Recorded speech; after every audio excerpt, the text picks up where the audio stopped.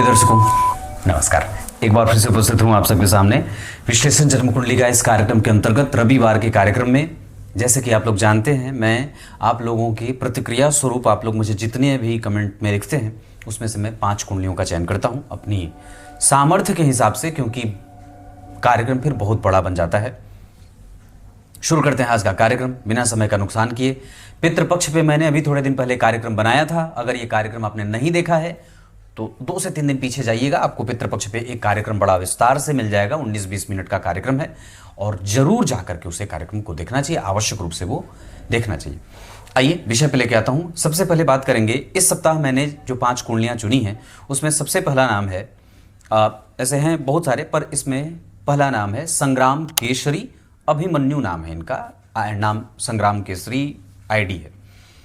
वृश्चिक लग्न की कुंडली में कृष्ण पक्ष के द्वितीया तिथि के चंद्रमा आपकी कुंडली में शुभ ग्रह बने हैं और दशम स्थान आपकी कुंडली में गुरु के साथ बैठा हुआ है शुक्र।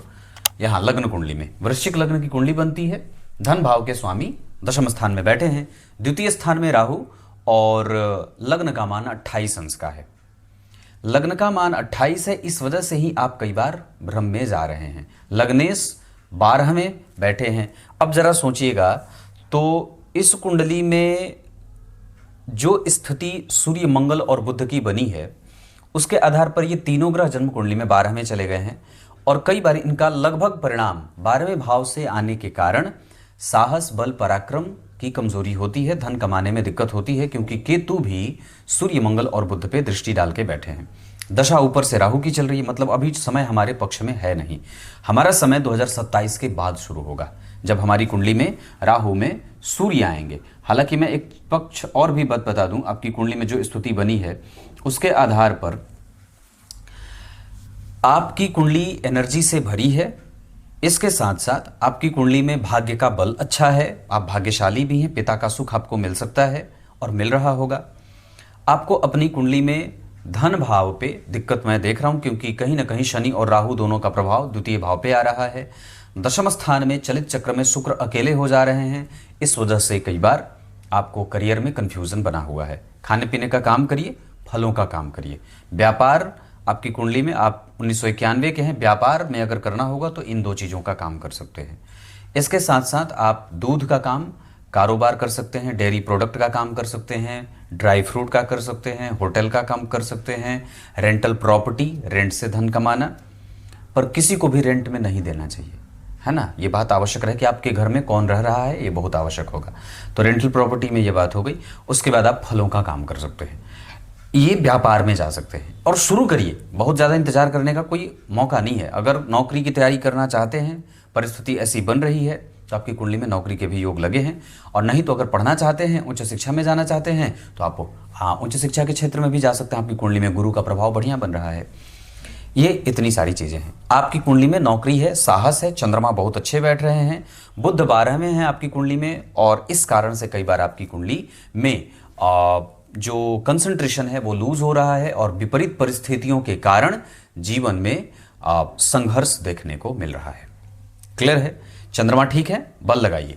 गुरु और शुक्र आपको पद पे लेके जाने वाली स्थिति में बने हुए हैं, इसमें कोई दो राय नहीं है कि आपकी कुंडली में पक्ष का बल चंद्रमा के पास बढ़िया है तो कम से कम वो आपको धनवान बना देगा। लेकिन अभी राहु की दशा है, एक लाजवर्त आपको तुरंत ही धारण कर लेना चाहिए। क्लियर है।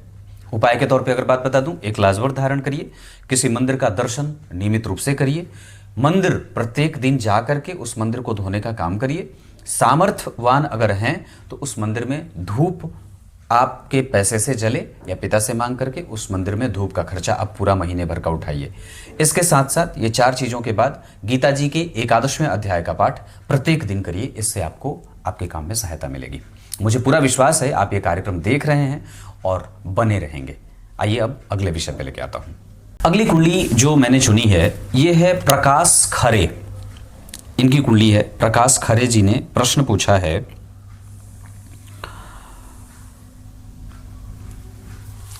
विवाह के बारे में जानना चाहते हैं, कब और कैसे होगी और उसके बाद का जीवन कैसा होगा।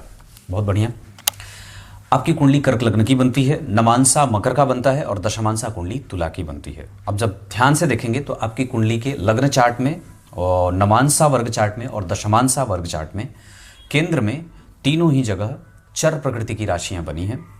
और ये एक सिद्धांत है कि अगर तीनों ही वर्ग चार्ट, मैं जिनकी बात कर रहा हूँ, बाकी के अन्य चार्ट की बात नहीं कर रहा, पर यहाँ जो वर्ग जो अध्ययन करेंगे उसमें लग्न, नवांश और दशमांशा के केंद्र में अगर सेम ही राशियों का निर्माण हो रहा है तो इसे बहुत ही उत्तम माना जाता है, मतलब सफलता के दृष्टिकोण से। इसमें सबसे अच्छी बात क्या है कि आपके नवांश चक्र के लग्नेश उच्च के हैं। नवांश चक्र के लग्नेश यानी कि शनि दशम स्थान में उच्च के हैं और वहाँ पे षष्ठम स्थान में गुरु बैठे हैं। ये भी बहुत अच्छी बात है। नवांश चक्र के पंचम भाव में चंद्रमा और शुक्र बैठे हैं, जिसमें उच्च के चंद्रमा और स्वग्रही शुक्र केतु उनके भाव की वृद्धि कर रहे हैं। इस वजह से दशमांश नवांश चक्र में और चतुर्थ स्थान में सूर्य यहाँ बैठे हैं उच्च के। मंगल का प्रभाव ठीक हो रहा है। इस वजह से पति पराक्रमी होगा, कामकाजी होगा, नौकरी करने वाला, न्याय प्रिय और अपने कर्म में विश्वास रखने वाला, सरकारी क्षेत्रों में सफलता अर्जित करने वाला, ऐसा हो सकता है। आपका दाम्पत्य ठीक है।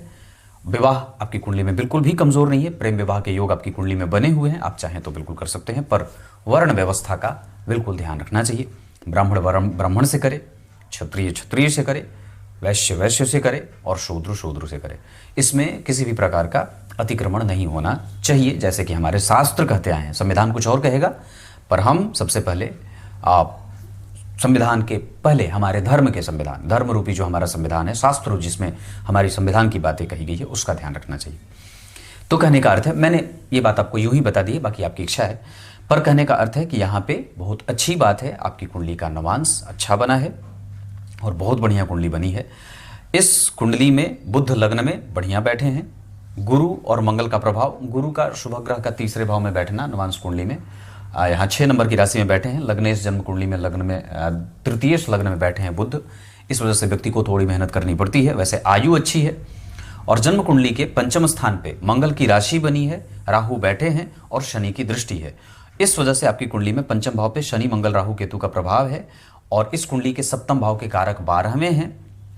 मेरे समझ से इस कुंडली को प्रेम विवाह में स्थिति में देख रहा हूं ज़्यादा। दूसरी बात है कि अभी आपके ऊपर से जो दशा चल रही है वो आपके व्यक्तित्व के निर्धारण के ऊपर से बीत रही है। हमें अभी सबसे ज़्यादा अपने आप को बहुत अच्छा बनाना है, धर्मगत आचरण करना है, माता पिता की सेवा करनी है, पुरखों की सेवा करनी है, गुरुजनों का आदर करना है, धर्म का सम्मान करना है। इसके साथ मंदिरों का दर्शन करना होगा। दान करिए सफ़ेद चीज़ों का, पुष्प का दान करिए, सफ़ेद गाय की सेवा करिए, दान करिए सफ़ेद गाय का। इसके साथ चांदी के बर्तन का सेवन बढ़ाइए, अपने जीवन में उपयोग उसका करिए।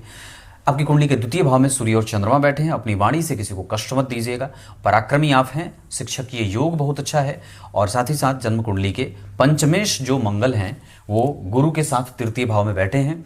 विवाह तो कर लेंगे पर संतान में दिक्कत हो सकती है। इस वजह से ऐसा ना हो तो विवाह से पहले 10 बार विचार करना होगा। चाहे जिससे भी विवाह करें, अपने मर्जी से करें या माता पिता को मना करके करें, जिससे भी करें, विवाह के लिए संतान में दिक्कत हो सकती है। अब उपाय के तौर पे अगर मैं बात करूं तो आप मोती धारण कर सकते हैं, शिव जी के मंदिर का दर्शन कर सकते हैं, सूर्य को अर्घ दे सकते हैं, आदित्याय नमः का जप कर सकते हैं, हनुमान चालीसा का 3 बार पाठ कर सकते हैं। प्रत्येक दिन बजरंगबली के मंदिर का धोना कर सकते हैं, मंदिर का धोना आवश्यक रहेगा। मंदिर का दर्शन, मंदिर में बजरंगबली के मंदिर का दर्शन आदि कर सकते हैं। इसके अतिरिक्त गुरु दीक्षा आवश्यक रूप से ले लेना चाहिए। जितनी जल्दी हो सके गुरु दीक्षा से अपने आप को युक्त करिए। ये सारी चीज़ें बता रहा हूँ। आपने करियर वगैरह के बारे में तो कुछ पूछा नहीं है, पर फिर भी विवाह के बारे में आपका प्रश्न था, मैं उसको बता रहा हूँ। बहुत अच्छा है। प्रेम विवाह में जाने से पहले संतान को लेकर के आपको चिंताएं जानी पड़ सकती हैं, करनी पड़ सकती हैं, सावधान रहिएगा। अगली कुंडली पे लेके आता हूँ। अगली कुंडली जो मैंने ली है ये है शिवाय 636, 23 अगस्त। आप लोगों का मैं ध्यान यहाँ खींचना चाहता हूँ, जन्म समय सुनिएगा। 23 अगस्त 2006, मतलब टोटल इस बच्चे की आयु 18 साल की है और सुबह 4:48, पूरी जगन्नाथपुरी उड़ीसा। अब जरा इनका प्रश्न आप जरा ध्यान से समझिए। इन्होंने क्या लिखा है, बच्चे ने रेड कोरल, तो पता नहीं क्या अंग्रेजी में लिखा है, सफ़ेद मूंगा, तो ये मूंगा, तो वो मूंगा, मोती सब पहना दिया है। एक बात बताता हूँ शिवाय जी, आपने नाम क्या लिखा है इनका, SP साहू, और जन्म समय आपने, मैंने तारीख तो बताई। अगर आप सामने होते ना साहू जी, तो आपका कान पकड़ के मैं इतना रगड़ता जोर से, सच्ची बात बोल रहा हूँ, आप पिता तुल्य हैं मेरे और मैं फिर भी आपको बात कहता हूँ। अगर आप सामने होते तो आपको इतनी, मैं कान पकड़ के इतना जोर से आपका घुमाता कि चीख देते आप। बेवकूफ़ आदमी, सच्ची बात बोल रहा हूँ, पूरे होश में बोल रहा हूँ, बेवकूफ़ी की हद आपने पार की है। एक हद होता तो हद होता, आपने अपने बच्चे को चलता फिरता दुकान बना दिया है। मुझे अगर रत्न की आवश्यकता पड़ेगी तो मैं किसी सुनार के पास ना जाकर के आपके बच्चे के पास जाऊंगा, है ना। मतलब किसी का मेंटल लेवल यहाँ होता है और ये सबसे निचला स्तर होता है। आप एक पिता होकर के इस मेंटल लेवल को यहाँ से भी 10 कदम 10 तल्ला नीचे गए हैं, है ना। बहुत क्रोध आ रहा है मुझे, अवस्था मेरी भी है तो करना तो नहीं चाहिए, पर इस तरीके की चीज़ें जब देखता हूँ तो बड़ा बुरा लगता है कि हम ज्योतिषी इतने कैसे हो गए, और किस बेवकूफ़ ज्योतिषी ने आपको इतना सारा रत्न पहनाया था, या फिर आप खुद को ज्योतिषी मान बैठे हैं। आपको पता भी आपने क्या किया अपने बच्चे के साथ, कितना नुकसान करेंगे ये सारे रत्न उसको। इस कुंडली में जहां सारे ग्रह रत्न लग्न में बैठे हैं और अपना सारा ज्योतिष आपने इस बच्चे पे झाड़ दिया है, तुरंत इसके सारे रत्न उतारिए। एक भी सिंगल पीस इसके रत्न में, इसके शरीर में मत रखिए, सारा रत्न उतारिए। इसकी कोई आवश्यकता अभी बच्चे को नहीं है। इसको एक्टिव बनाइए, इसको बिस्तर से उठाइए, अनुशासित करिए, गाय की सेवा कराइए। गाय तो पाले नहीं होंगे, हैं कि पाले हैं? गाय पालन तो होगा नहीं। आप जगन्नाथपुरी में हैं, पूरे जगत का जो नाथ है आपके सामने बैठा है और आप अपने बच्चे का भविष्य रत्नों में तलाश रहे हैं। मैं ये नहीं कहता कि रत्न नुकसान करता है, पर इस अवस्था के बच्चे को रत्न से ज्यादा अनुशासन की आवश्यकता है। ब्रह्मचर्य का पालन करता है कि नहीं, आपने पूछा है कभी अपने बच्चे से? नहीं पूछा होगा, हाँ नहीं पूछा होगा, कभी उसके साथ समय दिया ही नहीं है। सब ज्योतिष जो है वो झाड़ दिया, सफेद मूंगा पहना दिया, सफेद पता नहीं क्या क्या, इतने सारे रत्न तो मुझे नहीं आते हैं, सच्ची बोलता हूं। मैंने सिर्फ एक रत्न पहना हुआ था, चाहता तो बाकी की ज्योतिषियों की तरह पूरा गले में कंठहार बनाकर पहन लेता, पर यह रत्न भी मैंने बहुत सामान्य कीमत में खरीदी थी, बहुत सामान्य कीमत में खरीदी थी। मुश्किल से 5,000 में भी नहीं ये रत्न मुझे आया था, पर मैंने ये इसलिए पहना था क्योंकि मुझे पेट की भयंकर बीमारी थी, इस वजह से मैंने ये रत्न पहना और मुझे इसका फायदा हुआ। पर अगर मैं चारों 10 उंगलियों में, उंगलियों से ज़्यादा, वही बात है कि अंगूठियाँ हो गई, तो आपने इस बच्चे को, इसके प्रोग्रेस को निगेटिव में लेके जाने के पीछे एकमात्र कारण है। रो क्यों रहे हो आप? रो क्यों रहे हैं आप? सोच के देखिए, इसलिए रो रहे हैं क्योंकि आपने इस बच्चे को ज्योतिष के ऊपर केंद्रित कर दिया है। इसका सारा ध्यान रत्नों पे जाता होगा। हाँ बेवकूफ़ आदमी, बुद्धि बदलो। और ये गलत काम आपने बहुत गलत किया है। इसके सारे रत्न उतारिए। क्या करना है? सूर्य को अर्घ दिलवाना है, समय पे सोना है, समय पे जागना है, गाय की सेवा करवाइए, गाय का गोबर, गाय का जितना सेवा होता है, जो भी गाय की सेवा होती है सब करवाइए, मंदिर का दर्शन करवाइए। प्रत्येक दिन अगर जगन्नाथपुरी से आपका घर वहाँ से नज़दीक है तो 10 दिन जाइए, सप्ताह में 1 दिन 2 दिन अवश्य जाइए। उसके बाद कम से कम अगर निकट का कोई मंदिर है तो वहाँ पे इस मंदिर को कहिए कि मंदिर जाकर के धोए, उसकी सेवा सफाई पे ध्यान दे। नियमित दिनचर्या का पालन करवाइए, है ना। आदित्याय नमः का जप करवाइए, हनुमान चालीसा का पाठ करवाइए, माता पिता की सेवा करवाइए।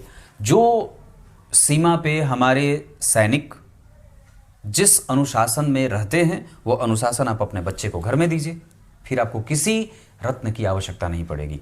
मतलब शर्म आनी चाहिए आपको, मैं सच्ची बोलता हूँ, शर्म आनी चाहिए। मुझे संकोच हो रहा है कि ऐसे लोग भी मुझे देखते हैं जो ज्योतिष को इतना अंदर तक अपने अंदर संभाले हैं। ये आपका मार्गदर्शन करने वाला विषय है। ये ऊपर, इसके ऊपर आश्रित होकर के आप आलस्य में चले जाएं, प्रमादी हो जाएं और डिप्रेस हो जाएं, ये विषय वैसा नहीं है। गलत ट्रैक पे लेके चले गए हैं आप। तत्काल प्रभाव से अगर आप ये कार्यक्रम देख रहे हैं, तुरंत सारे रत्न उतार के और मेरे 9572 वाले नंबर पे व्हाट्सएप करिए। आइए अगली कुंडली पे लेके आता हूँ। अब अगली कुंडली जो है, यहाँ पे मैं अजय मिश्रा जी की कुंडली शामिल करूंगा। 14 दिसंबर 2014 और 12:30 इंदौर मध्य प्रदेश से इन्होंने कुंडली भेजी है। आपके बच्चे की कुंडली में चंद्रमा जो है वो पापक हो रहा है, कृष्ण पक्ष की 9वीं तिथि का है। और आप जब अपने बच्चे की कुंडली में प्रश्न जो आपने पूछा है कि अभी ठीक से बोलता नहीं है और फोकस भी सही से नहीं कर पाता है, तो सबसे पहले तो हमें डॉक्टरों के पास जाना है ना। किसी बाबा ताबा के चक्कर में नहीं, आप अपने पास के निकट या कोई भी जो मेंटल डॉक्टर है या जो भी इसको बीमारी आपको दिख रही है उससे संबंधित डॉक्टर के पास लेके जाइए। दूसरी बात है, ऐसा क्यों है कि हमारे बच्चे का प्रोग्रेस कम हो रहा है, इसको हम समझने चलते हैं। तो जब आप त्रिशांसा चक्र देखते हैं तो जिस तरीके से डॉक्टर ऑपरेशन करते हैं उसी तरीके से त्रिशांसा चक्र उस व्यक्ति के बीमारी का ऑपरेशन करता है। तो मैंने जो इनकी कुंडली का त्रिशांसा चक्र देखा उसमें एक चीज़ समझ में आती है कि इनकी कुंडली का जो शनि है वो अष्टम में बैठा है, जो एक ऐसी बीमारी दे देते हैं जो प्रायः लंबे समय तक चलती है। दूसरा, जो त्रिंसांसा चक्र बना है वो तुला लग्न का बना है, जहां के स्वामी तीसरे भाव में बैठ रहे हैं शत्रु के घर में, तो वहां पे स्वास्थ्य की कमजोरी दिख गई। चंद्रमा पहले से कमजोर थे और त्रिंसांसा चक्र में पंचम भाव के स्वामी अष्टम में बैठ रहे हैं शनि, और इस कारण से व्यक्ति की वाणी, व्यक्ति की बुद्धि, व्यक्ति का विवेक, व्यक्ति की तीव्रता, उसका ज्ञान डंप करता है। वहीं पे बुध जो बैठ रहे हैं, जो बोलने के, बुद्धिमत्ता के, इंटेलिजेंस के कारक होते हैं, वो सप्तम भाव में कमजोर हो जाते हैं, निर्बल हो जाते हैं। त्रिसांसा चक्र में वो बुध सप्तम भाव में बैठ रहे हैं और उनको पाप कर्त्री लगा हुआ है, मतलब पंचम भाव के स्वामी अष्टम में और मंगल उनके ठीक पीछे, मतलब त्रिसांसा चक्र जो बना है यहां पे बुध बैठे हैं और लग्न के अधिपति तीसरे भाव में, अष्टम भाव में शनि पंचमेश होकर के और छठवें भाव में मंगल। तो बुध जो चले गए वो पाप कर्त्री में चले गए। वाणी भाव का जो स्वामी होता है, यहां पे सूर्य और गुरु वृश्चिक राशि में बैठे हैं, इस वजह से वहां पे दो ग्रह बैठे हैं, देर से वाणी खुलती है ना, उस पे शनि का प्रभाव है। और राहु और केतु इस बच्चे के त्रिंसांसा चक्र में चतुर्थ स्थान में बैठे हैं, यहां से बैठ करके वो शनि पे दृष्टि डाल रहे हैं। तो जब जन्म कुंडली के चतुर्थ स्थान में ऐसी बात हो जाती है तो कहीं ना कहीं व्यक्ति के ऊपर वो बीमारी में व्यय होता है। तो ये एक बात D30 चार्ट को देख के आ रही है। अगर मैं इनके कुंडली के आपको चलित चक्र से आपका परिचय कराऊं तो वहां पे भी अष्टम भाव में राहु बैठे हैं, क्लियर है। पंचमेश जो है वो सूर्य बुध, जो D30 चार्ट है, मतलब जो चलित कुंडली बनी है उसमें आपकी कुंडली के पंचमेश बुध लग्न कुंडली में एकादशवें भाव में है, लेकिन चलित चक्र में वो दशम स्थान में बैठ रहे हैं और सूर्य और बुध के साथ बैठ रहे हैं। और सूर्य और बुध शुक्र एक साथ जन्म कुंडली के चलित चक्र के दशम स्थान में बैठ रहे हैं और वहां पर भी उस बुध को पाप कर्त्री लगा हुआ है। तो कुल मिलाकर के आपकी कुंडली का कौन पीड़ित हुआ? बुध पीड़ित हुए।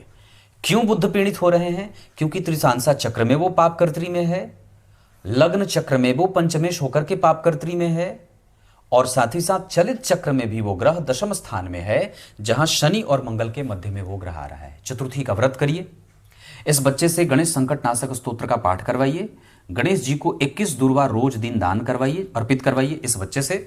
इसके साथ साथ गणपति अथर्वशीर्ष का अपने घर में आनुष्ठानिक पाठ करवाइए। गणेश जी की कृपा जब तक प्राप्त नहीं होगी तब तक बच्चे को दिक्कत होगी। मेंटल हेल्थ जो है वो व्यक्ति की कुंडली में बुध से, पूरा स्पाइनल कोड जो होता है वो बुध से प्रभावित होता है, मतलब मेरुदंड से लेकर के पूरा जो तंत्रिका तंत्र आपका दिमाग से कैसे चीजें करती हैं वो सब बुध से रिलेट करती हैं। जो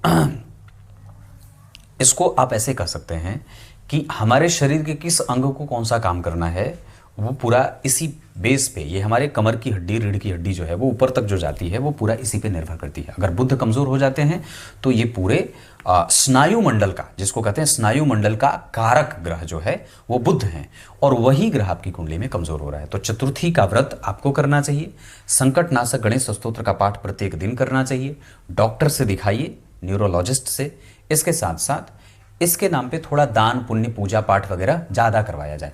अगर थोड़ा विस्तार में आपको और बता दूं, हालांकि चीज़ें जो हैं इसमें इस बच्चे से आप दान करवाइए। मार्गशीर्ष माह में हेमंत ऋतु रहता है, उस समय कृष्ण पक्ष के अष्टमी तिथि को और पूर्वा फाल्गुनी नक्षत्र में, है ना, पूर्वा फाल्गुनी नक्षत्र में, उस माह में जो पूर्वा फाल्गुनी नक्षत्र आए उसमें आप इस बच्चे से दान करवाइए, इसके हाथ से दान करवाइए। बोलेगा, देर से बोलेगा, है ना। सूर्य और शनि एक साथ दशम स्थान में बैठे हैं, इस वजह से भी प्रायः शनि का बल बढ़ जाता है। लग्नेश दशम स्थान में बैठे हैं, ठीक है। वैसे कुंडली गुरु का प्रभाव सूर्य और शनि पे है, मंगल पे भी है, मंगल 12वें चले गए हैं, और वही जो बुध हैं वो पापकर्त्री में है, इस कारण से इस बच्चे को दिक्कत हो रही है। अनुष्ठानिक पाठ कैसे कराएंगे? तो अपने घर में ब्राह्मणों से, है ना, नवग्रह की पूजा करवाइए, गणेश जी की पूजा करवाइए, और गणपति अथर्वशीर्ष का पाठ लगातार 108 बार हो जाए तो वो हो जाए, बहुत बढ़िया रहेगा। किसी ब्राह्मण से करवाएंगे ताकि दान दक्षिणा मिले, बच्चे का प्रायश्चित जो है वो नष्ट होगा, है ना। अब आइए अगली कुंडली पे लेके आता हूँ। अगली कुंडली और इस कार्यक्रम की अंतिम कुंडली मैंने चुनी है, नाम गौरव है इनका, राज गौरव मनखंड 5324 नाम है गौरव। डेट ऑफ बर्थ है 27 अक्टूबर 1979, 12:40 दोपहर में, वाराणसी उत्तर प्रदेश। और आपको अभी तक चल रही थी, यानी चल रही है 2025 के फरवरी तक राहु की दशा। अब आपकी कुंडली का एक्टिव होंगे गुरु आपकी कुंडली में, विपरीत राजयोग बना के बैठे हैं, शनि और राहु के साथ पीड़ित भी हो रहे हैं, कम से कम गुरु का प्रभाव कमज़ोर हो रहा है, मंगल नीच के हो रहे हैं जिनका नीच भंग नहीं हो रहा है, इस वजह से कुंडली में थोड़ी कमज़ोरी हो रही है। पर यहाँ पे कुछ भी ऐसे बोल देना जल्दबाजी होगी। अगर चलित चक्र की बात करते हैं तो आपके लग्न चक्र में चंद्रमा 12 में, कोई भी ग्रह ऐसे बदल नहीं रहा है, बुध बदल रहे हैं दशम स्थान में, इसी वजह से आपका करियर कमज़ोर हो रहा है। आप व्यापार करिए, गुरु की दशा है, आप बाहर जाना चाहते हैं बिल्कुल जा सकते हैं, पर व्यापार का योग आपकी कुंडली में ज़्यादा बढ़िया है। खाने पीने का कोई भी काम करिए, बहुत ज़्यादा बढ़िया रहेगा। कॉस्मेटिक चीज़ें, श्रृंगार वगैरह का काम भी आपकी कुंडली में बहुत अच्छा रहेगा। श्रृंगार, महिला से संबंधित, सौंदर्य से संबंधित जो भी चीज़ें होती हैं। आपकी कुंडली में गुरु अष्टम भाव में चले गए हैं, विपरीत राजयोग बना रहे हैं, मंगल नीच का है जिनका नीच भंग किसी भी तरीके से न लग्न में न नवांश में नहीं हो रहा है। हालांकि हो रहा है, मंगल आपकी कुंडली में वर्गोत्तम होकर बैठे हैं। मंगल लग्न कुंडली में भी 4 नंबर में बैठे हैं और नवांश कुंडली में भी 4 नंबर में बैठ रहे हैं। नहीं, नवांश कुंडली में वो बैठ रहे हैं,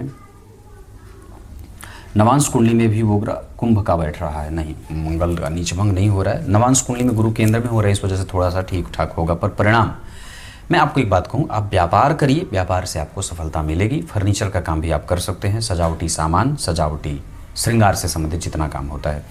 नीच के मंगल हैं और नवांश कुंडली में कुंभ में जा रहे हैं, षडाष्टक का योग लगा रहे हैं, नवांश कुंडली में 11 नंबर में चले गए। इसी वजह से आपको मानसिक सुख की कमजोरी हो रही है। कुल देवता की पूजा करिए, वास्तु देवता की उपासना करिए, ये दोनों की उपासना आपको जरूरी होगा। बजरंगबली के हनुमान चालीसा का पाठ प्रत्येक दिन 7 बार आवश्यक रूप से करना चाहिए।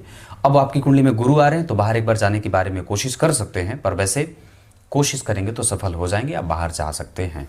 यहाँ पे रह करके अगर आप कुछ काम करना चाहते हैं तो खाना पीना और सजावटी सामान, जैसे कि मैंने पूर्व में 2-3 बार कह दिया, तो ये इतनी सारी चीज़ें हैं।